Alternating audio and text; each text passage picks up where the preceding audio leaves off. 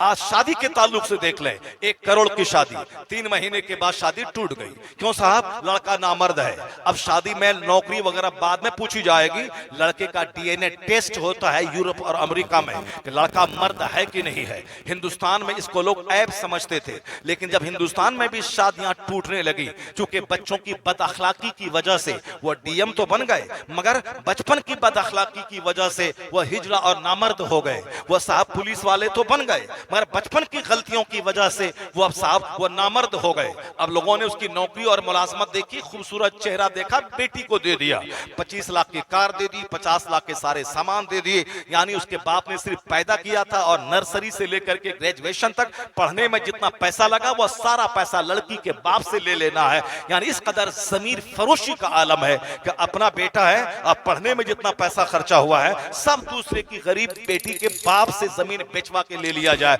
किस कदर इसे मर्दानगी कहते हैं, जहां ऐसी गिरी हुई सोच हो, नहीं है वो मर्दानगी। मैं आपसे कहना चाहता हूं, पहले शादी 1 करोड़ की हुई, जब 3 महीने के बाद पता चला कि वो लड़का नामर्द है, लड़की आके रोने लगी, तो अब वह तलाक होगी। मेरे मोहल्ले में धूमधाम की शादी हुई थी, लेकिन 1 साल शादी नहीं चली, वो शादी टूट गई। ये सिर्फ मेरे मोहल्ले की बात नहीं, पूरी दुनिया की यही बात है। तो आज हिंदुस्तान में भी डीएनए टेस्ट होने लगे शादी से पहले कि लड़का मर्द है या नहीं है। और जहां बुराइयां हैं, बेहयाइयां हैं, बदतमीजियां हैं, वहां शादी से पहले दोनों होटल अटेंड करेंगे ताकि लड़की लड़के को समझ लें और लड़का लड़की को समझ ले, और फिर शादी से पहले ही ये सारे ताल्लुकात कायम हो जाएं। यानी किस कदर गिरी सोच। लोग कहते हैं दुनिया डेवलप कर रही है, पैसा होने का क्या मतलब है? पैसा तो आज किसी चमार के पास भी है।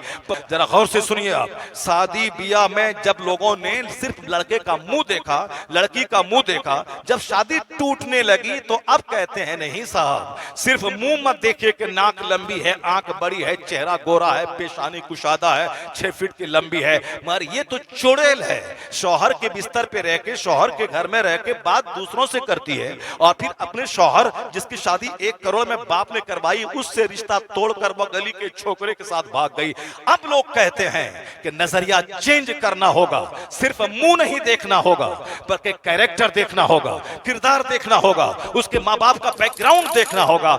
जहां दुनिया तबाही का तमाशा देखने के बाद आज आई है, यही पैगाम तो मुस्तफा ने 1500 साल पहले दिया था कि तुन कहूल मरअतु ले अरबा ले मालिहा वले जमालिहा वले दीनहा वले हसबहा वले दीनहा फसफर बिज़ाति दीन। मुस्तफा ने कहा था शादी में 4 चीजें देखी जाती हैं, लड़की का माल, लड़की का हुस्न, लड़की का खानदान, लड़की का दीन। मुस्तफा ने कहा था ऐ मेरे गुलामों, तुम दीन को तरजीह दो, तुम अखलाक को तरजीह दो। तो जब घर उजड़ने लगा, तलाक होने लगी, लड़कियां भागने लगी, लड़के नामर्द साहिर होने लगे, अब कहते हैं कि बात वही सच्ची है जो मुस्तफा की है कि दीन देखा जाए, अखलाक देखा जाए। तो एक दिन तो वो आएगा, ज़हने इंसान को बेदार तो हो लेने दो।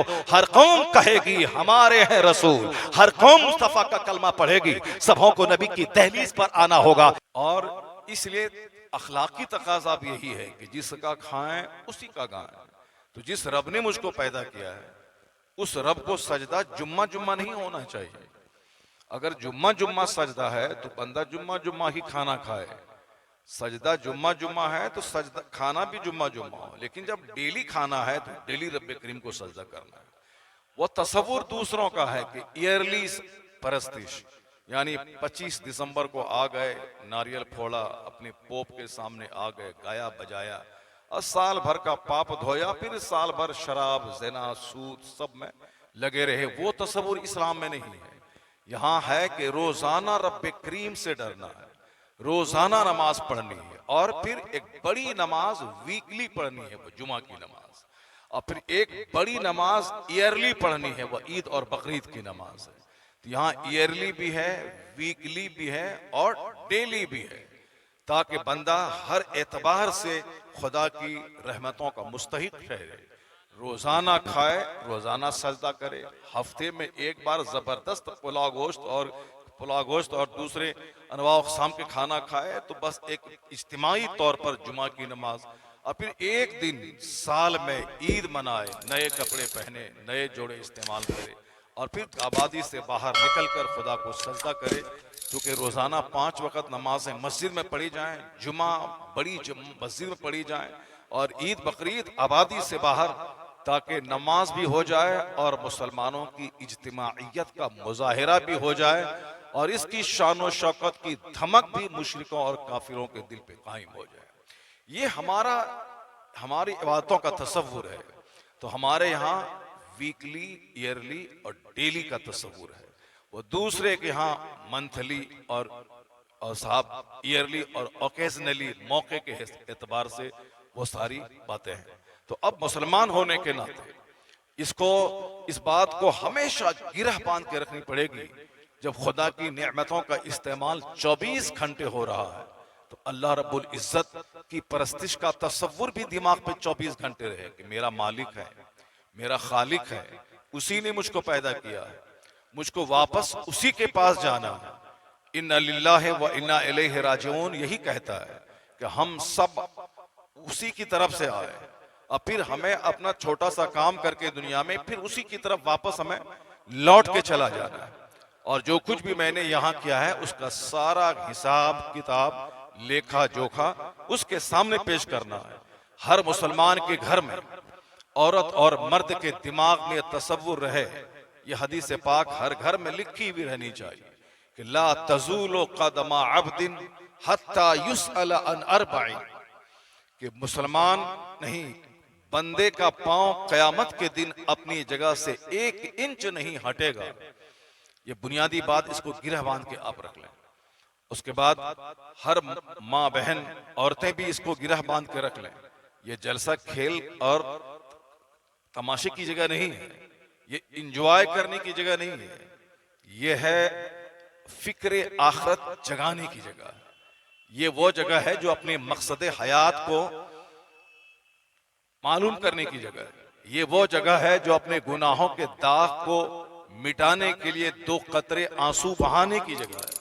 ये वो जगह है जिस जगह हम जिस नबी का कलमा पढ़ते हैं उस नबी मोहतरम के इरशादात के सुनने की जगह है। तो मैं ये कह रहा था कि थोड़ा ठहर करके मैं इस पर तबसरा कर रहा हूँ, मगर पहले मेरी वो बात मुकम्मल हो जाए जिसका मैंने आगाज किया था। मेरे बच्चे आज मदारिस के बारे में, जलसे के बारे में जो तसव्वुर रखते हैं कि जलसे में इंजॉय किया जाए, इसलिए इंजॉय जिस बात से होती है उस बात को बच्चे तरजीह दे रहे हैं। हालांकि ये है फिक्र आखिरत जगाने की जगह, कुरान पढ़ने की जगह, हदीस पढ़ने की जगह और हम क्यों पैदा हुए ये बात बताने की जगह। लेकिन आज चोर दरवाजे से यहाँ भी इंजॉय करने की बातें आ गई। मुमकिन है कि अगर आज उस पर पहरा नहीं लगाया गया तो सिर्फ भीड़ जुटाने के लिए, मौलाना के नाम पे अगर भीड़ नहीं जुटे, कुरान हदीस बयान करने वाले के नाम पे अगर भीड़ नहीं जुटे, मुमकिन है कि सिर्फ भीड़ जुटाने के लिए कहीं किसी एक्टर का सहारा न लेना पड़े। भीड़ जुटाने के लिए जिस तरह आज कव्वाल और कव्वाला का सहारा लिया जाता। आज ही एक बंदा बोला कि लड़के कह रहे थे कि उर्स के मौके पर कव्वाली औरतों की नहीं होनी चाहिए, लेकिन क्या करें, मौलाना की तकरीर करवाएंगे तो क्या भीड़ होगी, क्या लोग आएंगे क्या?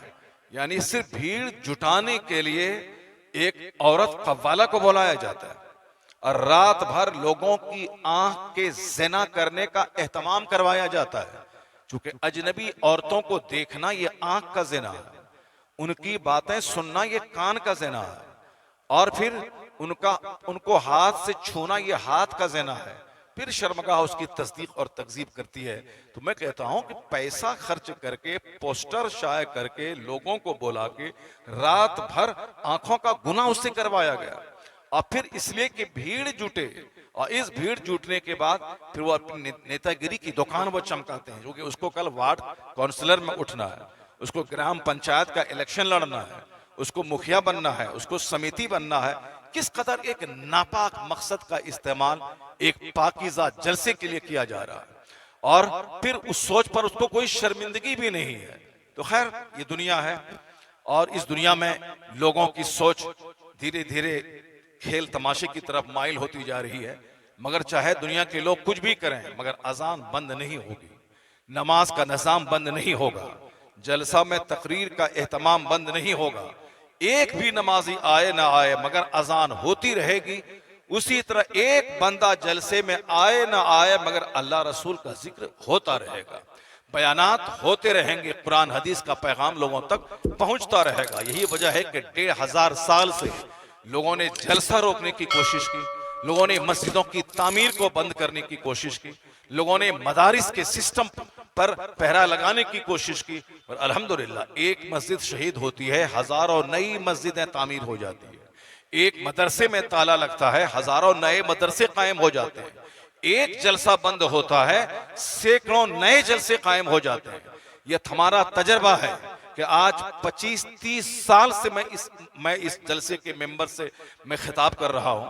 लेकिन जिस इलाके में एक बार गया, अगर लोगों ने ये कहा कि मौलाना साहब की बातें अब इस इलाके में हो गई, अब दोबारा नहीं होंगी, ऐसा नहीं कि जलसा बंद हो गया। अगर एक साल 100 जलसे हुए तो दूसरे साल 150 जलसे हो जाते हैं, तीसरे साल 200 जलसे हो जाते हैं, चौथे साल 250 जलसे हो जाते हैं। तो एक इलाका बंद होता है, दूसरे इलाके में जलसे का आगाज हो जाता है। तो दीन अल्लाह का पसंदीदा दीन इस्लाम है। सारी दुनिया मिलकर इस दीन का नुकसान पहुंचाना चाहे, नहीं नुकसान पहुंचा पाएगी दुनिया, क्योंकि अल्लाह रब्बुल इज्जत का मद्दे मुकाबिल कोई नहीं है। अल्लाह तन्हा है, वह अकेला है, वह इकलौता है, वहदहू ला शरीक है। इस्लाम उस अल्लाह का पसंदीदा दीन है। और यह 1500 साल से ही देखा जा रहा है कि जितना लोग इस्लाम मिटाने की कोशिश कर रहे हैं, उतनी ही शिद्दत के साथ इस्लाम पूरी दुनिया में फैलता चला जा रहा है।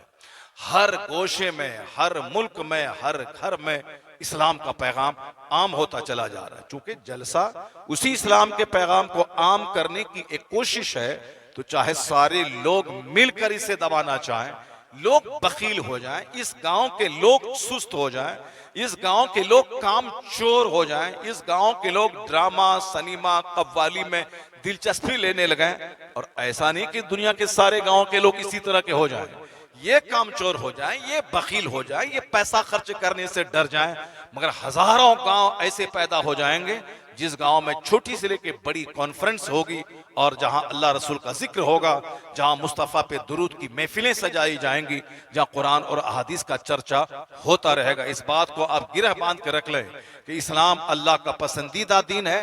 चाहे मुसलमान अब इस्लाम का नुकसान पहुंचाए, इस्लाम का कुछ नहीं बिगड़ेगा, बद अमल मुसलमान का बिगड़ जाएगा। चाहे दुनिया के कुफ्फार और मुशरिकीन मिलकर इस्लाम का नुकसान पहुंचाना चाहें, या तो वो कुफ्फार और मुशरिकीन कलमा पढ़ के इस्लाम का कैडर बनेंगे, या फिर इस्लाम दुश्मनी की वजह से जिल्लत का जबरदस्त अजाब का सामना उसको करना पड़ेगा। और यही पूरे 1500 साल में देखा जा रहा है। कभी भी मायूस नहीं होना है, न अमेरिका की दादागिरी से मायूस होना है, न इसराइल के यहूदियों की जारहियत से मायूस होना है। यह जान लेना है कि मेरी मस्जिदें वीरान हैं, इसलिए अल्लाह मेरी गर्दन पे काफिर को मुसल्लत कर दिया है। मेरी खानकाह उजड़ गई, इसीलिए अल्लाह ने यहूद और नसारा को मेरी गर्दन पे मुसल्लत कर दिया है।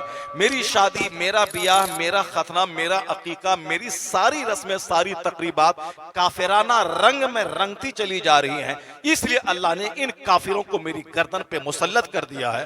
कुफ्फार और मुशरिकीन मुझे मिटाने के लिए एक प्लेटफॉर्म पे आ गए हैं, और मुसलमान कहीं शेख के नाम पे, कहीं जोलाहा के नाम पे, कहीं पठान के नाम पे, कहीं सैयद के नाम पे, कहीं नदाफ के नाम पे, कहीं धोबी के नाम पे, कहीं गांव के नाम पे, कहीं मोहल्ले के नाम पे, कहीं खानदान के नाम पे, कहीं पीर के नाम पे, कहीं कब्रिस्तान के नाम पे, कहीं ईदगाह के नाम पे, ये आपस में टूटते चले जा रहे हैं, बढ़ते चले जा रहे हैं।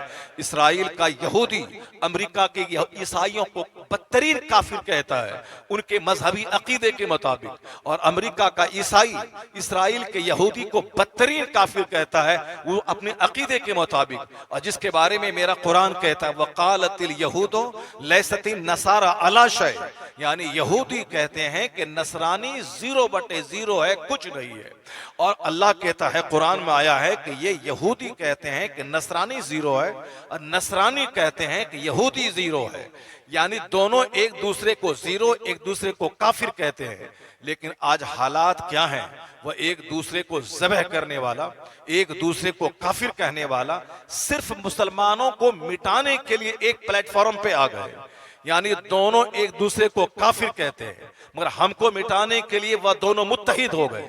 वह दोनों एक दूसरे को मौका मिले तो ज़बह कर देते हैं, जैसे 70 लाख यहूदियों को हिटलर ने ज़बह कर दिया जर्मनी में, सारी दुनिया जान रही है। और जब कभी यहूदियों को थोड़ा सा गलबा हासिल होता है, वह क्रिश्चियनों को ज़बह करके रख देता है। मैं सिर्फ एक इशारा करता हूं, एक दूसरे को ज़बह करने वाला, एक दूसरे को काफिर कहने वाला सिर्फ अहले ईमान को मिटाने के लिए एक प्लेटफॉर्म पे आ गया। हमें तबाह करने के लिए वह एक दूसरे से शाना बशाना मिलकर मुझे तबाह कर रहे हैं। कभी ईरान, कभी इराक को तबाह करना हुआ तो ईरान को अपने पक्ष में कर लिया, कभी ईरान को अब जलाना हुआ तो अब साहब दूसरे को अपने पक्ष में कर लिया, कभी साहब फिलिस्तीन को तबाह करना हुआ तो कभी दूसरे अरब ममालिक को अपने पक्ष में कर लिया। और फिर जब वो तबाह हो गया और ये जो इसके पक्ष में आया था, अब इनको तबाह करना हुआ तो फिर अब उनके दुश्मनों को अपने पक्ष में किया। यानी दुश्मन साजिशें रच रहा है, दो भाइयों को आपस में तोड़कर एक दूसरे को ज़बह करने का नापाक प्लान बना रहा है।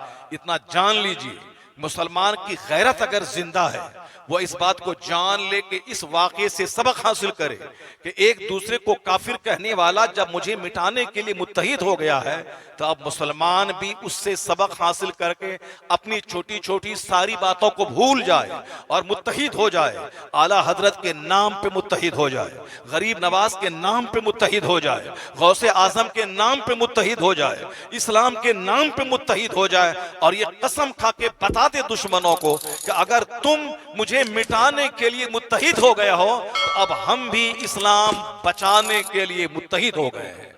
अब हमने भी ठान लिया है कि हमें इस्लाम बचाना है। तो छोटे छोटे इख्तलाफ को छोड़ना होगा। ईदगाह के नाम पे, कब्रिस्तान के नाम पे, मकतब के नाम पे, इलेक्शन के नाम पे, साहब शेख और जुलाहा के नाम पे, अपने अपने पीर के नाम पे, अपने अपने इमाम के नाम पे, इन सारी छोटी छोटी बातों को भूलकर एक बड़ा प्लान लेकर इस्लाम की सरबुलंदी, सुन्नियत की सरबुलंदी, मसलके अहले सुन्नत की सरबुलंदी की खातिर छोटी सारी बातों को पांव के नीचे रौंद कर एक प्लेटफॉर्म पे आना होगा। और जिस दिन मुसलमान एक प्लेटफॉर्म पे आ गया, एक यहूदी दुनिया में जिंदा नहीं रहेगा और नसरानी हम पर कभी गलबा नहीं पा पाएगा। इस वो दिन आने वाला है, चाहे हम हों चाहे हमारी आने वाली नस्लें मुत्तहिद होंगी। और जिस दिन मुसलमान इस्लामी शऊर के साथ मुत्तहिद हो गया, उसी दिन के बारे में आया है कि कोई कच्चा घर नहीं बचेगा मगर वहां इस्लाम का कलमा दाखिल होगा, कोई पुख्ता घर नहीं बचेगा मगर वहां इस्लाम का कलमा दाखिल होगा। आप मायूस हैं, आपकी सोच छोटी है, आप उदास हैं, आपको समझ में नहीं आता है, मगर जिस पैगंबर का कलमा आपने पढ़ा है वह पैगंबर आजम क्या कहते हैं? ला यबका अला ज़हरिल अर्द बैतु मदरियम वला फब्र इल्ला अदखलहुल्लाहु कलिमतल इस्लाम। अल्लाह के रसूल कहते हैं एक जमाना ऐसा आने वाला है कि कोई कच्चा घर नहीं बचेगा और कोई पक्का घर नहीं बचेगा मगर वहां अल्लाह इस्लाम का कलमा दाखिल फरमा देगा। यानी हर पुख्ता घर में इस्लाम पहुंचेगा, हर मिट्टी के घर में इस्लाम पहुंचेगा। पूरी दुनिया में एक मजहब इस्लाम होगा और एक मसलक अहले सुन्नत व जमात होगा।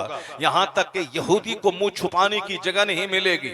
हदीस सच्ची, मुस्तफा की बात सच्ची, मुस्तफा सच्चे, इस्लाम सच्चा। हुजूर कहते हैं कि यहां तक कि एक यहूदी अगर किसी दरख्त की आड़ में मुंह छुपाएगा, वह दरख्त पुकार उठेगा कि यहां यहूदी छुपा है।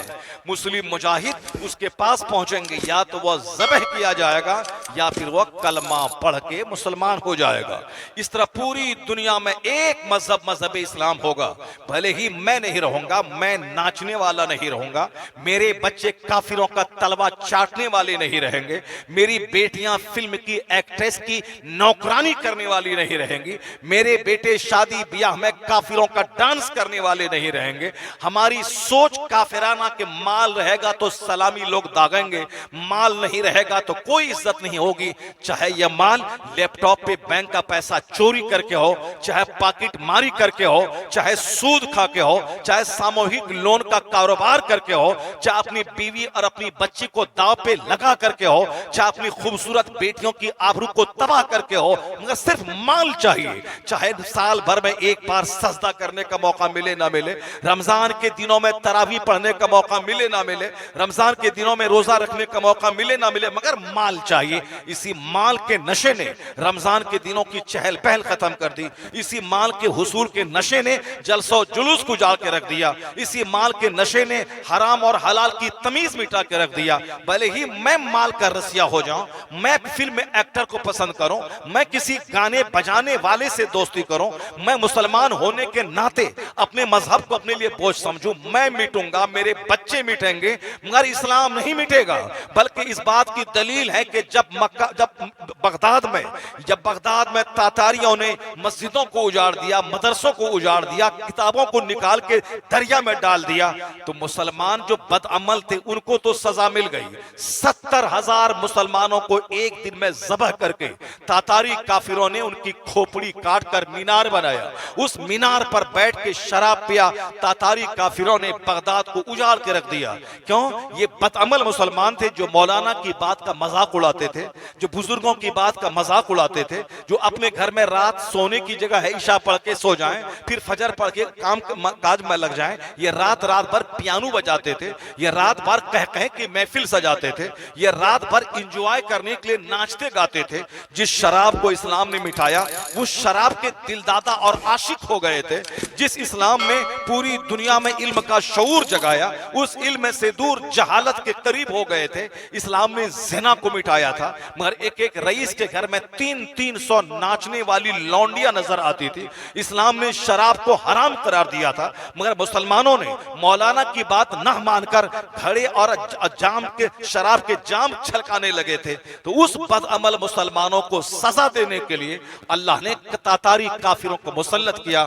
उसने मुसलमानों की जैसी की तैसी कर दी, यहां तक कि मुसलमानों के पांव खून में धंस गए। पूरे बगदाद की गलियां खून की नदियों में तब्दील हो गई। मुसलमानों को सजा मिल गई भरपूर। इनके कहकहा की सजा, इनकी तर्के नमाज की सजा, इनके नाचने गाने की सजा, मौलाना की बात को तरजीह न देने की सजा, बुजुर्गाने दीन मजजूबे वक्त की बात की अनदेखी की सजा, खूब काफिराना सोच समझ से रंगीन शादी करने की सजा, मस्जिदों मदरसों खानकाहों को उजाड़ने की सजा, पूरी सजा मिली। यहां तक कि बगदाद में एक मस्जिद सलामत नहीं रही, एक मदरसे की दीवार सलामत नहीं रही। सारी मस्जिदें की दीवारें तोड़ दी गई, सारी किताबों को दरियाए दजरा में डाल दिया गया। यहां तक कि जब मुसलमानों को भरपूर सजा मिल गई, उनकी निगाहों के सामने उनके बाल बच्चे काटे जाने लगे। यही बात अल्लाह के वली ने कहा था कि जिस हाल में तुम जी रहे हो, मेरी आंखें देख रही हैं कि तेरी निगाहों के सामने तेरे बच्चे ज़बह किए जाएंगे। मेरी निगाहें देख रही हैं कि तुम्हारी गलियों में खून की नदियां बह जाएंगी। मगर लोग कहते थे इस पागल को मारो, लोग कहते थे इस जमाने में ये कौन समझाने वाला आ गया, कौन इस जमाने में मानता है, इसे हटाओ यहां से, ये कौन है समझाने वाला। जैसे आज अगर कोई कुरान पढ़ के सुनाए, आज हदीस का पैगाम सुनाए, अरे कौन मौलाना है जो कहता है कि नमाज पढ़ो, फजर जोहर असर मगरिब पढ़ो। इस जमाने में कौन पढ़ता है? इस जमाने में कौन सुन्नतों पे चलता है? इस जमाने में कौन पुराने जमाने की बातों पे अमल करता है? अगर कोई मौलाना बोला तो उसको हटाओ, फिर दोबारा इसको बुलाने का नहीं। अगर कोई इमाम जुमा के दिन खिताब किया तो हटाओ इसको, कोई दूसरे इमाम को लाओ जो किस्सा कहानी सुनाए, उस इमाम को लाओ जो जुमा के दिन कॉमेडी सुनाए, उस मौलाना को बुलाओ जो स्टेज पर बैठ करके 1 घंटे तक साहब इस्लाह के नाम पे वो कॉमेडी सुनाए। यही सोच आज से 700 साल पहले बगदाद की हो गई थी। एक मजहूब गली गली घूम घूम कर कहते थे कि ऐ लोगों तुम मुसलमान हो, तुम्हारा मजहब इस्लाम है, इस्लाम की तालीमात के खिलाफ तुम्हारा अमल है, अगर ऐसा करोगे तो अल्लाह का अजाब नाजिल होगा। और मैं अल्लाह का अजाब देख रहा हूं। जिस हाल में तुम लोग जी रहे हो, शराब को इस्लाम ने हराम किया, तुमने गले लगाया। जिना को इस्लाम ने हराम किया, तुमको शादी में अब मजा नहीं मिल रहा है, अब तुम जिना को अपनी जिंदगी में दाखिल कर रहे हो। तुम अपने बाल बच्चों के साथ रात भर रंगलियां मना रहे हो अपने घरों में। अल्लाह का अजाब करीब आ गया है, तेरी गलियां खून में नहा जाएंगी, तेरी निगाहों के सामने बाल बच्चे ज़बह किए जाएंगे। मगर लोग उन्हें पहले तो पागल कह के छोड़ दिया, फिर जब उसके बाद उन्होंने बात नहीं छोड़ी, लोगों ने उसको गाली देना शुरू किया। उसके बाद भी जब समझाना नहीं छोड़ा, यहां तक कि ओबाश बच्चों को उसके पीछे लगा दिया। उस मजजूब बुजुर्ग को ज़बह लोगों ने कर दिया। इधर मजजूब बुजुर्ग का कत्ल होना था, उधर तातारी रातों रात बगदाद पे हमला किया और सारे मुसलमानों को काट के रख दिया। 70,000 मुसलमानों को एक दिन ज़बह करके उसकी खोपड़ी पर बैठकर तातारी ने शराब पिया। ये कोई अफसाना नहीं है, ये कोई व्हाट्सएप और फेसबुक बुक की बेबुनियाद कहानी नहीं है, ये है वो तारीख जो इस्लामी तारीख में दर्ज है औराक में, और आज भी जिसके निशानात सारी दुनिया में महसूस किए जाते हैं। डॉक्टर इकबाल ने इसी तरफ इशारा करके कहा था, है आया यूरिश तातार के अफसाने से, पासबा मिल गए काबे को सनम खाने से, तू न मिट जाएगा ईरान के मिट जाने से। डॉक्टर इकबाल ने इसी वाक़े की तरफ इशारा किया था जब मुसलमानों को सजा मिल गई, मुसलमानों को काट दिया गया। अब जब काफिरों ने कहा कि दोबारा इस्लाम का सूरज नहीं तोलू होगा, अब दोबारा बगदाद में मस्जिदें नहीं बनेंगी, दोबारा यहां मदरसा नहीं बनेगा, अल्लाह का हर काम हिकमत से भरा है। पहले बदअमल मुसलमान को सजा मिली, उसके बाद जब काफिर बोला कि अब कोई कलमा पढ़ने वाला नहीं बचेगा, अब कोई नमाज पढ़ने वाला पैदा नहीं होगा, अब कोई यहां मस्जिद नहीं बनेगी, तो अल्लाह ने उन्हीं काफिरों के दिल में इस्लाम की मोहब्बत डाल दिया, और वही काफिर जिसने इस्लाम मिटाया था वो कलमा पढ़ के मुसलमान बन गए। अब जो तलवार मुसलमानों को काटी थी, अब उसी तलवार का रुख मुशरिकों और कुफार की तरफ हो गया।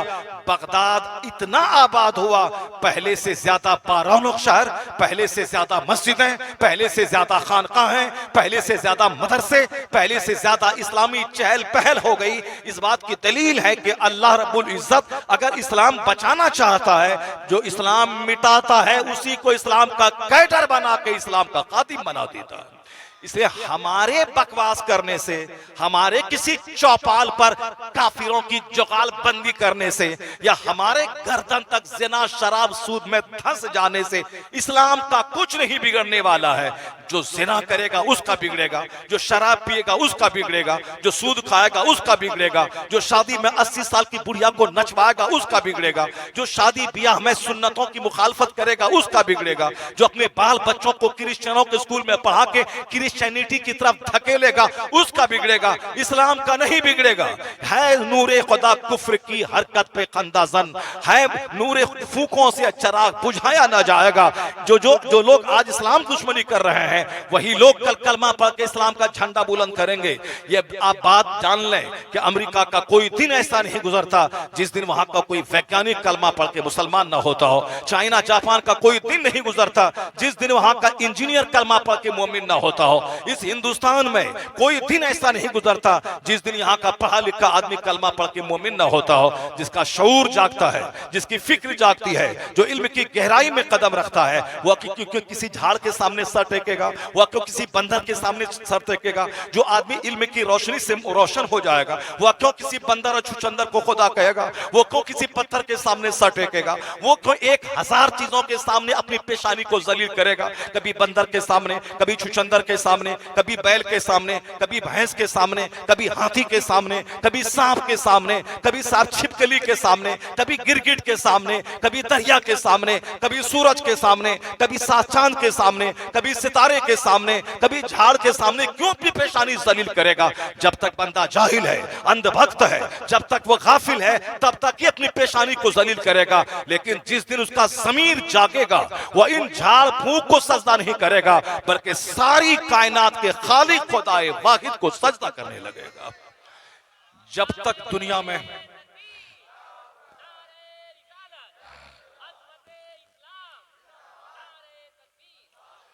मज़हब इस्लाम खुदा का पसंदीदा दीन है। अल्लाह रब्बुल इज्जत को खूब मालूम है कि कैसे इस्लाम दुनिया में फैलेगा।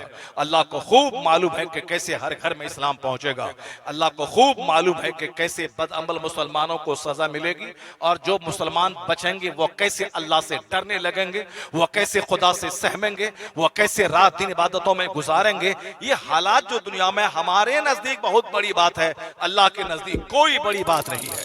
एक शायर ने कहा था, है बाजी चाहे अतफाल दुनिया मेरे आगे, होता है शबो रोज तमाशा मेरे आगे। ये सब छोटी छोटी जंगें जो आज हो रही हैं और आप मायूस हैं, तरह तरह की बातें कर रहे हैं, अगर ईमान सीने में मौजूद है तो फिर मुसलमानों की हमदर्दी सीने में है, नहीं तो बहुत सारी बातें। बात चाहे कुछ भी हो, लेकिन सारे वाकयात हमें झंझोड़ने के लिए वजूद में आते हैं। सारे वाकयात में बेदारी का पैगाम पिन्हा होता है। तमाम जंगों में एक मसले नसीहत होती है, और अमन के दिनों का जो गलत इस्तेमाल करेगा उसको तो जंग का सामना करना पड़ेगा।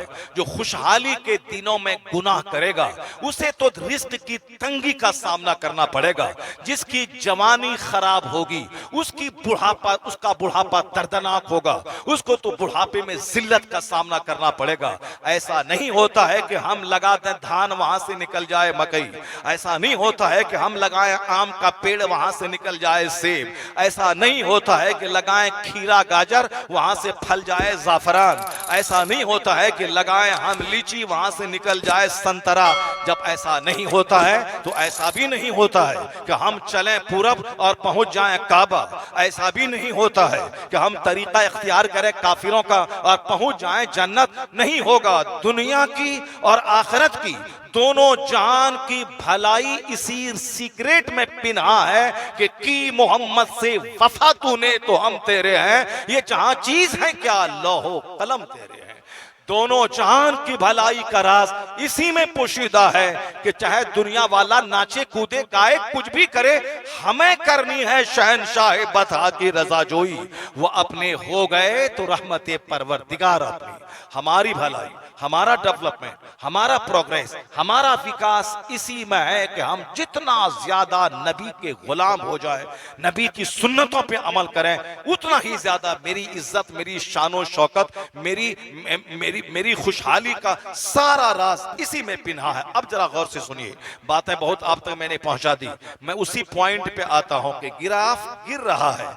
मदारिस के बारे में मैंने एक बात कही थी कि आज हमारे खाते पीते लोग अपने बच्चों को मदरसे में नहीं पढ़ाते हैं। क्यों? यहां से पढ़ने के बाद बंदा मौलवी साहब, हाफिजी और मस्जिद का मौजिन बनेगा।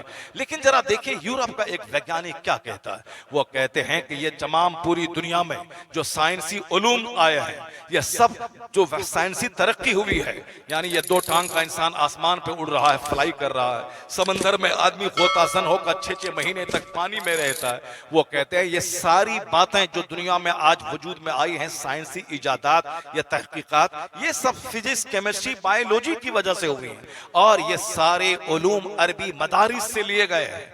सारे उलूम, ये मौलाना नहीं बोल रहा, ये हमारे लोग नहीं कह रहे, पीर साहब नहीं बोल रहे, जॉन डेविन पोर्ट, जहां से सारी चीजें दुनिया को मिल रही हैं, हवाई जहाज से लेकर के साइकिल तक, उस सरजमीन का एक दानिश्वर कहता है यह तमाम साइंटिफिक विकास अरबी मदारिस के उलूम की वजह से है। यानी साइंस, फिजिक्स, केमिस्ट्री, बायोलॉजी, इल्म रियाजी, ये सारे उलूम अरबी मदरसों से लिए गए हैं। और स्पेन के मदारिस के जो उलमा, जो ज्यूरिस्ट, जो फकीह थे, वही साइंस के बाप कहे जाने के काबिल हैं कि इन्होंने साइंसी उलूम को जन्म दिया है।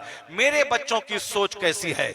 और अपने वक्त का सबसे बड़ा पढ़ा लिखा आदमी और वैज्ञानिक इस मदरसे के बारे में क्या कह रहा है? ये सिर्फ पढ़ने, सोचने और समझने से ताल्लुक ये बातें रखती हैं, वरना एक सतही दिमाग रखने वाला और आज के मदरसों की जाहिरी हालत देखकर वो कभी नहीं समझेगा कि जॉन डेविन पोर्ट ने किस मदरसे के बारे में ऐसा कहा था। आज से 100 साल पहले जिस मदरसे की चटाई ने लाल किला बनाने वाला इंजीनियर दिया था, 500 साल पहले इसी मदरसे की चटाई का पढ़ा हुआ जिसने शाहजहां की जामा मस्जिद दिल्ली, जो पूरी दुनिया की एक यूनिक मस्जिद है, उस मस्जिद का नक्शा, उसके दरो दीवार, उसकी मीनार, उसका सारा नक्शा प्लान बनाने वाला कोई क्रिश्चियन नहीं था अमेरिका और यूरोप का, सारा प्लान देने वाला इसी मदरसे की चटाई का पढ़ा हुआ एक इंजीनियर था। ताजमहल जो दुनिया के 7 अजाइबात में एक बड़ा अजूबा है, जिसका कोई जवाब पूरी दुनिया की किसी इमारत में नहीं और किसी मुल्क में उसका जवाब नहीं है, वो ताजमहल का नक्शा देने वाला, उसका प्लान देने वाला इसी मदरसे का पढ़ा हुआ एक इंजीनियर था। लाल किला एक जबरदस्त इमारत पूरी दुनिया की है, वो समझने के अजाइबात में वो भी शामिल कर लिया जाए। एक अजूबा इमारत कि आज आजादी के 70 साल से ज्यादा का अरसा गुजर गया, लेकिन हिंदुस्तान का वजीर आजम, हिंदुस्तान का चीफ, उसी की फसील से झंडा फहराना वो अपनी शान समझता है। हिंदुस्तान की फखरिया इमारत है लाल किला। वो लाल किला बनाने वाला, उसका नक्शा देने वाला वो कौन था? इसी मदरसे का पढ़ा हुआ एक इंजीनियर था। अब चूंकि गिराफ इतना बदला कि मदरसे को अलग कर दिया गया, स्कूल को अलग कर दिया गया, साहब दुनियावी असरी उलूम को अलग कर दिया गया, मदारिस को सिर्फ कुरान हदीस के पढ़ने की जगह करार दे दिया गया। कुरान हदीस जो जिसने सारे उलूम दुनिया को दिए, उस उलूम को छांट के अलग करके उसको स्कूल में दाखिल कर दिया गया। मुसलमानों का 97% बच्चा अब स्कूल में पढ़ना शुरू किया। ये 2-3% बच्चे मुसलमानों के जो स्कूल में पढ़ने के लायक नहीं है, स्कूल में पढ़ाने के पैसे उसके पास नहीं है, इसलिए इन बच्चों को बहालते मजबूरी यतीम खाने में उसको बहाल कर दिया गया। ऐसा नहीं कि मैं अरबपति हूं, मैं अपने बच्चे को अमेरिका में भेज के पढ़ा सकता हूं, लेकिन अपने बच्चों को मदरसे में पढ़ा रहा हूं ताकि मेरा बच्चा जन्नती हो जाए, नेक बन जाए, मुस्तफा का सच्चा गुलाम हो जाए, इस्लाम का मुबल्लिग हो जाए, दुनिया मिले ना मिले कम से कम खरबों साल की जन्नत का हकदार हो जाए, 2, 4, 10, 50 को जन्नती बना के जाए। दुनिया में सोने का घर भी बना लूं तो भी 70 साल 80 साल के अंदर ही छोड़ के जाना होगा, लेकिन जहां जाना होगा वहां का एक दिन 50,000 साल के बराबर है। असल इज्जत वहां की, असल राहत वहां की।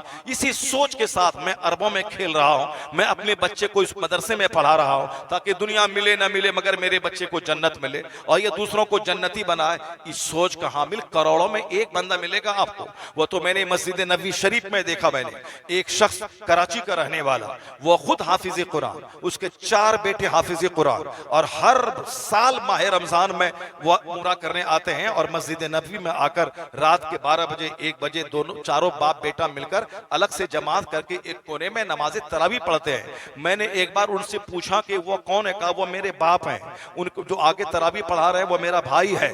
हम लोग अपने घर यानी कराची में तरावी एक खत्म कर चुके हैं, फिर उसके बाद हर साल यहाँ आते हैं, रमजान इसी मस्जिद नबी में गुजारते हैं, वहां से आते हैं उम्रा करते हैं, फिर यहाँ आ जाते हैं। मैंने कहा तुम लोग किस मदरसे में पढ़ते हो, तुम्हारे बाप किस मदरसे के नाजिम है? कहा मौलाना साहब मेरे बाप किसी मदरसे के नाजिम नहीं है, मेरे बाप कपड़े का बहुत बड़ा व्यापारी है, कपड़े की बहुत बड़ी दुकान है, और फिर मैं चारों भाई हाफिज हूँ, मेरा बाप खुद हाफिज है और हमारे बाप ने चारों भाइयों को किसी मदरसे में नहीं लगाया है बल्कि उस व्यापार में हमें शरीक किया है। अरबों का व्यापारी, हमारे यहाँ तो 5 बीघा जमीन किसी को हो तो वो आग मूतने लगता है। हमारे यहाँ अगर किसी के पास 10 करोड़ रुपए हो जाए, मौलाना मौलवी पीर फकीर मदरसा जलसा जुलूस की जैसी की तैसी करके रख देता है। ये बताइए कि कराची का वो अरबपति खुद हाफिज कुरान है, उनके 4 बेटे चारों हाफिज कुरान है।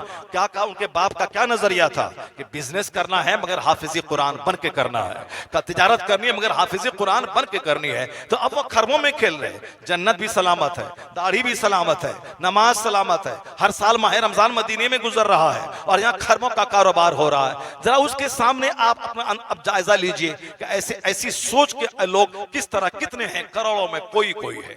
जनरल लोगों के पास पैसा नहीं है तो मदरसे में बच्चों को भेज दिया, चलो कम से कम यतीम खाने में बच्चा मेरा पलता रहे, कम से कम कुछ बने ना बने कम से कम 10-15 साल पढ़ेगा मदरसे में, खाएगा तो मेरा तो कम से कम मेरी जान छूटेगी उससे, और फिर खाने का इंतजाम, 5 बच्चे हैं तो चलो मदरसे में पल जाएगा, ठीक है तेरा बच्चा पल जाएगा। लेकिन इस्लाम का क्या होगा? एक जबरदस्त मुबल्लिग कहां से पैदा होगा जो दुश्मनों की आंखों में आंखें डाल के हक बोलने का जिगर कहां से लाएगा, जो एक मस्जिद की मुलाजमत को ठुकरा देगा मगर कभी किसी मुतवल्ली की चापलूसी करते हुए हक बात को नहीं छुपाएगा।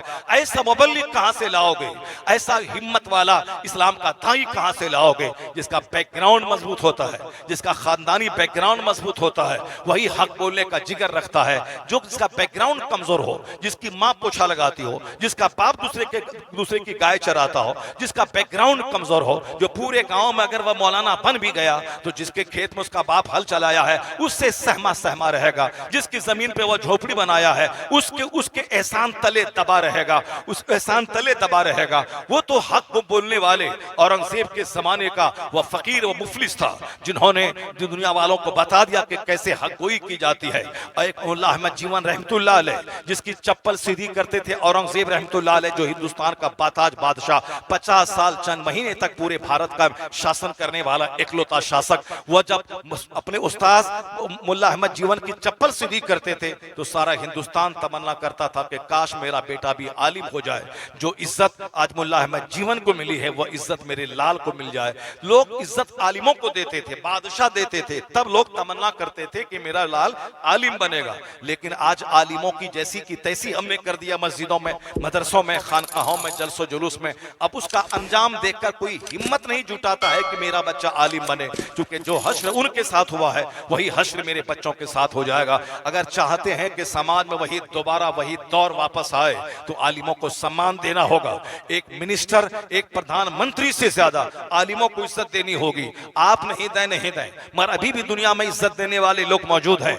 बंबई का खरबों में खेलने वाला खरपति एक बिहारी छोटे से आलिम का हाथ चूमता है, उनको अपने करोड़ों के घर में बिठाता है, उनकी पेशानी को बोसा देता है और ये कहते हुए कि मुझे गरज नहीं कि तेरा बाप हल जोतता है या तू किराए के घर में रहता है या तेरी माँ दूसरे के घर में पोछा लगाती है। मैंने जो इज्जत दी है, मैंने जो तुझको करोड़ों के घर में बिठाया है, मैंने जो तेरी पेशानी चूमी है या सोच कर चूमी है कि तू मेरे नबी का नाइब है, नबी की बात सुनाने आया है। मगर हैं लोग ऐसे, कितने लोग हैं, गिनती के चंद लोग मिलेंगे। तो आप इस बात को गिरा बांध के रख लें कि जिस दौर का मदरसा जिसके बारे में जॉन डेविनपोर्ट ने ऐसा कहा है, वह उस दौर का मदरसा था जिस मदरसे का पढ़ा हुआ आदमी अबुल कासिम ज़ोहरावी जैसा दुनिया का द ग्रेटेस्ट सर्जन बनता था। जिस दौर में इस मदरसे का पढ़ा हुआ आदमी वो इल्मे तिब पर 25 जिल्दों की किताबें लिखता है, जिस किताब का ट्रांसलेशन फ्रेंच में, डच में, अंग्रेजी में, in different languages of the world, दुनिया की मुख्तलिफ जबानों में जिसका ट्रांसलेट हो चुका है। आज भी अबुल कासिम ज़ोहरावी ने जो आलात ऑपरेशन के बनाए थे, आज भी इस टेक्नोलॉजी के डेवलपमेंट के जमाने में उसी आलात से चीर फाड़ की जाती है जो आलात अबुल कासिम ज़ोहरावी ने आज से 800 साल पहले उन्होंने इल्म तिब के हवाले से दुनिया को दिया था। इसका मतलब तारीख तो बड़ी मेरी रोशन है, लेकिन आज हम उस तारीख को पढ़ते नहीं, हालात को समझते नहीं, आलिमों की बात मानते नहीं, इसलिए हमारा नजरिया मदरसे के ताल्लुक से कमजोर हो गया, जलसे के ताल्लुक से कमजोर हो गया। आज से 50 साल पहले जलसा होता था, 5-5 दिन के जलसे होते थे और तकरीरें होती थी, साल भर उस जलसे का चर्चा होता था कि निजामी साहब आए थे, अल्लामा अरशुल कादरी साहब आए थे, अबुल फसीही गाजीपुरी आए थे, मुहद्दिस आज़म हिंद तशरीफ लाए थे। उन्होंने ये कहा था, साल भर घरों में बाल बच्चों के सामने और साहब आलाओं के पास दालान में यही तबसरा होता था। और आज जलसा रात में होता है, सुबह सवेरे कोई नाम लेने वाला नहीं रह जाता कि कौन मौलाना आया था और कौन कौन सी बात उसने कही थी। इस कदर दुनिया का भूत सवार है, माल कमाने का जुनून दिमाग पे सवार है। मैं आपसे कहना चाहता हूं कि फिर दोबारा उसी शऊर को लाना होगा। हमारी बदअमली से इस्लाम का कुछ नहीं बिगड़ेगा, हमारा ही बिगड़ेगा। अगर आखिरत प्यारी है, जन्नत प्यारी है, मुस्तफा प्यारे है, इस्लाम प्यारा है, तो अपनी एक्टिविटीज को बदलना होगा, अपनी सोच बदलनी होगी, अपने अहवाल बदलने होंगे, अपने बाल बच्चों के ताल्लुक से नजरियात चेंज करना होगा। जलसों जुलूस को तमाम कॉमेडी और तमाम किस्सों एंजॉय करने की महफिल बनने से बचाना होगा, इसके वकार को बहाल करना होगा, मदरसे में अपने बच्चों को पढ़ाना होगा, फिर उस मदरसे के लिए सोचना होगा कि हमारे पास इल्म है तो आप मसनद पर बैठकर इल्म सिखाइए। अल्लाह ने मुझको दौलत दी है तो आपके अखराजात का इंतजाम हम लोग करेंगे। अवाम उसके अखराजात को अपने कांधे पे ले ले, उलमा को मसनद पर बिठा के इल्म कुरान इल्म हदीस देने वाला उसको आलिम बना के मसनद पर उसको इज्जत दे, ताकि अमीरों के बच्चे भी आलिम बनना पसंद करें कि जो इज्जत इंजीनियर को नहीं मिली, जो इज्जत डॉक्टर को नहीं मिली, वो इज्जत एक आलिम दीन को मिल रही है। तो मैं कहता हूं इसी तरीके से मदारिस, मसाजिद और खानकाहों का निजाम जो गिराफ गिरा, उसी गिराफ के ताल्लुक से जलसे का गिराफ भी नीचा हो गया। अब मैं आपको बताना चाहता हूं 2-3 बातें। इस जलसे में आदमी की सोच बदलती है, आदमी के दिमाग में जो बातें घर कर जाती हैं, उसमें बदगुमानियां, बुरे वसवसात, वो सारे वसवसात दूर किए जाते हैं। उसी वसवसों में एक वसवसा आज पैदा हो रहा है, वह पैदा यह हो रहा है कि हज को आदमी उस वक्त जाएगा जब पूरा बूढ़ा हो जाए, सारी ख्वाहिशात उसकी पूरी हो जाए, तब वह आखिर में हज करने जाएगा। यानी अब कोई काम नहीं रहा तो अब आखिर में हज करने जाना है, आखिर में हज करने जाना। ऐसा नहीं है। आज इंडोनेशिया के हाजी, वहां के बच्चे उम्रा जो करते हैं, रमजान के दिनों में जाके देख लें, हज के अय्याम में देख लें, बूढ़े पुराने दिल का चेहरा सूखा हो, वो सब हिंदुस्तान, पाकिस्तान, बांग्लादेश के हाजी होते हैं। लेकिन बिल्कुल 18 साल का यंग, 25 साल का जवान जो हज करने पहुंचे हैं, उनका मानना है जैसे जवान होने के बाद नमाज फर्ज हो जाती है। हुजूर ने कहा 7 साल के जब तेरे बच्चे की उम्र हो, उसे नमाज का आदेश दे, कभी पढ़ेगा कभी छोड़ेगा, छोड़ेगा। 10 साल का हो उसे मार के नमाजी बना दे। अब उसको छुट्टी मत देना कि अपने मन से पढ़ लेगा, नहीं, 10 साल की उम्र हो नमाजी ना बने तो बच्चे को पिटाई करके नमाजी बना दे। और जब बच्चा नमाजी बन जाए तो उसका बिस्तर अलग कर दे ताकि वह अलग सोने का आदी हो जाए, अपनी बहन से अलग सोए, उस उम्र के भाई से अलग सोए, उसका सोना पढ़ना अपना अलग हो जाए ताकि वो समझ ले कि अब मैं जवानी की दहलीज के करीब पहुंच रहा हूं। ये सब शऊर न होने की वजह से बेशुमार बदअखलाकियां पैदा हो रही है।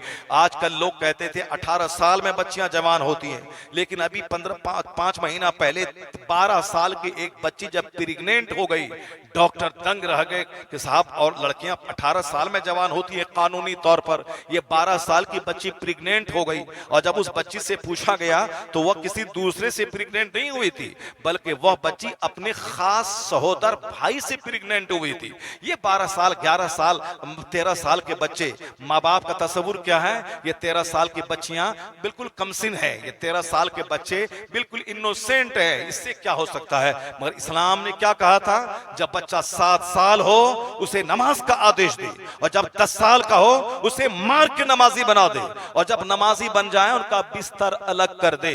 तो आज वो डॉक्टर कह रहा है कि इन बच्चों को जो तबाही का मुंह देखना पड़ा है, 12 साल की कमसिन बच्ची जो प्रेग्नेंट अपने भाई से हो गई है, इसके पीछे जदीद तहजीब का हाथ है, ये मॉडर्न कल्चर का हाथ है, ये मोबाइल वर्ल्ड का हाथ है। मगर इस्लाम ने 1500 साल पहले जो इस ताल्लुक से एक मसाज दिया था कि 10 साल के बाद बच्चे नमाजी बने और उनका बिस्तर भी अलग कर दिया जाए, तो जहां नजर बदअखलाकी से बचाने के लिए किसी दानिश्वर की नजर नहीं गई, वहां नजर मुस्तफा की 1500 साल पहले चली गई। काश इस पैगाम पर मुसलमान भी अमल करें, गैर मुस्लिम कौमें भी अमल करें, तो ये बदअखलाकी का दिन देखने को नहीं मिलेगा। इसलिए तो मैं कहता हूं, आप जाहिल हैं, हम जाहिल हैं, मगर इस्लाम का सारा कानून लाजवाब है। आज समझ में आए या ना आए, कल तो बात समझ में आएगी। भले ही आज आप ताकत के नशे में, आप जहालत के नशे में, आज साहब आप दुनियादारों का मुंह देखकर उस दुनियादारी के नशे में इस्लाम की तालीम का वैल्यू नहीं दे, लेकिन तबाही और बर्बादी का तमाशा देखने के बाद आपको लौट कर उसी केंद्र पे आना पड़ेगा कि जो बात मुस्तफा की है वही सच्ची बात है। आज शादी के ताल्लुक से देख लें, 1 करोड़ की शादी, 3 महीने के बाद शादी टूट गई।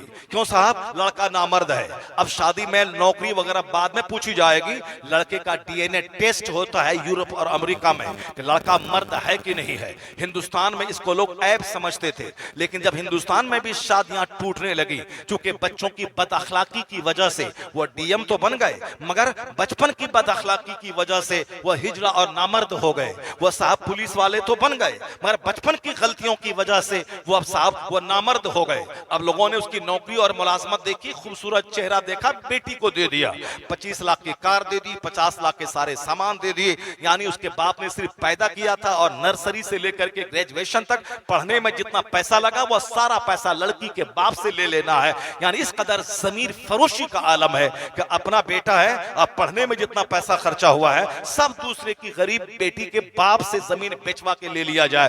किस कदर इसे मर्दानगी कहते हैं, जहां ऐसी गिरी हुई सोच हो, नहीं है वह मर्दानगी। मैं आपसे कहना चाहता हूं, पहले शादी 1 करोड़ की हुई, जब 3 महीने के बाद पता चला कि वह लड़का नामर्द है, लड़की आके रोने लगी, तो अब वह तलाक होगी। मेरे मोहल्ले में धूमधाम की शादी हुई थी, लेकिन 1 साल शादी नहीं चली, वह शादी टूट गई। ये सिर्फ मेरे मोहल्ले की बात नहीं, पूरी दुनिया की यही बात है। तो आज हिंदुस्तान में भी डीएनए टेस्ट होने लगे शादी से पहले कि लड़का मर्द है या नहीं है। और जहां बुराइयां हैं, बेहयाइयां हैं, बदतमीजियां हैं, वहां शादी से पहले दोनों होटल अटेंड करेंगे ताकि लड़की लड़के को समझ लें और लड़का लड़की को समझ ले, और फिर शादी से पहले ही ये सारे ताल्लुकात कायम हो जाएं। यानी किस कदर गिरी सोच। लोग कहते हैं दुनिया डेवलप कर रही है, पैसा होने का क्या मतलब है? पैसा तो आज किसी चमार के पास भी है, 5 मंजिला मकान तो किसी साहब दलित के पास भी मौजूद है। क्या कहोगे आप? जो कल मेरे घर में गाय चराता था वो भी 5 मंजिला मकान में रह रहा है। तो मकान बनाना कमाल नहीं है। आजकल तो दुनिया में दौलतें सस्ती हो गई है,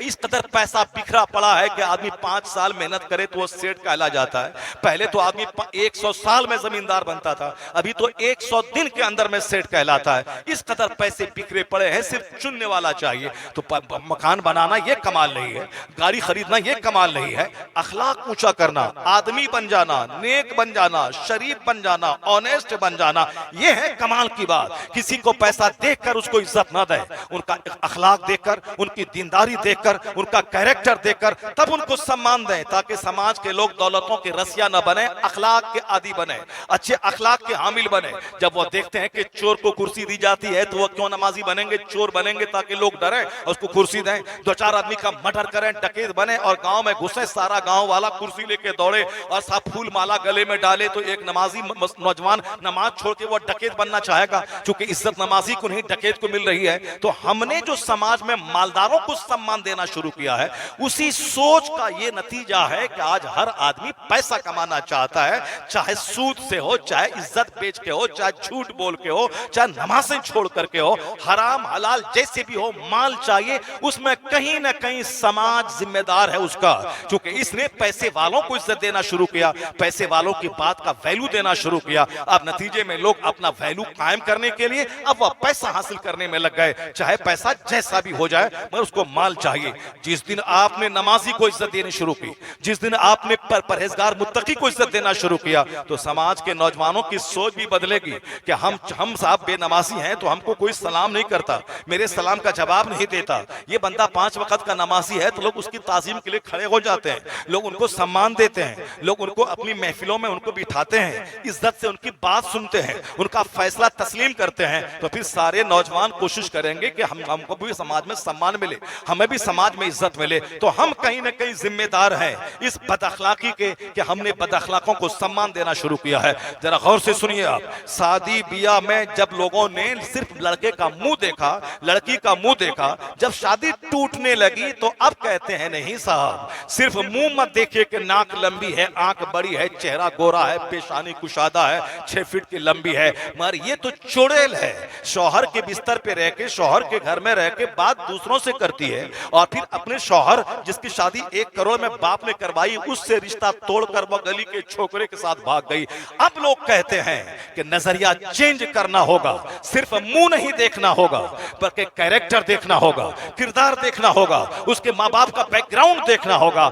जहां दुनिया तबाही का तमाशा देखने के बाद आज आई है, यही पैगाम तो मुस्तफा ने 1500 साल पहले दिया था कि तुन कहूल मरअतु ले अरबा ले मालिहा वले जमालिहा वले दीनहा वले हसबहा वले दीनहा फसफर बिजाती दीन। मुस्तफा ने कहा था शादी में 4 चीजें देखी जाती हैं, लड़की का माल, लड़की का हुस्न, लड़की का खानदान, लड़की का दीन। मुस्तफा ने कहा था ऐ मेरे गुलामों, तुम दीन को तरजीह दो, तुम अखलाक को तरजीह दो। तो जब घर उजड़ने लगा, तलाक होने लगी, लड़कियां भागने लगी, लड़के नामर्द साहिर होने लगे, अब कहते हैं कि बात वही सच्ची है जो मुस्तफा की है कि दीन देखा जाए, अखलाक देखा जाए। तो एक दिन तो वो आएगा, ज़हने इंसान को बेदार तो हो लेने दो, हर कौम कहेगी हमारे हैं रसूल, हर कौम मुस्तफा का कलमा पढ़ेगी, सबों को नबी की दहलीज पर आना होगा। इसलिए ना हदीस में आया है कि हर कच्चा घर में इस्लाम दाखिल होगा, हर पक्का घर में इस्लाम दाखिल होगा, यानी हर घर में इस्लाम पहुंचेगा, चाहे विलिंगली या अनविलिंगली, चाहे बादिले नाखास्ता क्यों न हो, चाहे अपनी खुशी मर्जी से क्यों न हो, इस्लाम के करीब आना पड़ेगा। तो आपसे मैं कहना चाहता हूं, पैगंबर आज़म अलैहिस्सलाम का क्या फरमान है, जब बच्चे जवान हो, जब बच्चा 10 साल का हो, मर के नमाजी बनाया जाए। तो अब जवान होने के बाद नमाज फर्ज हो गई,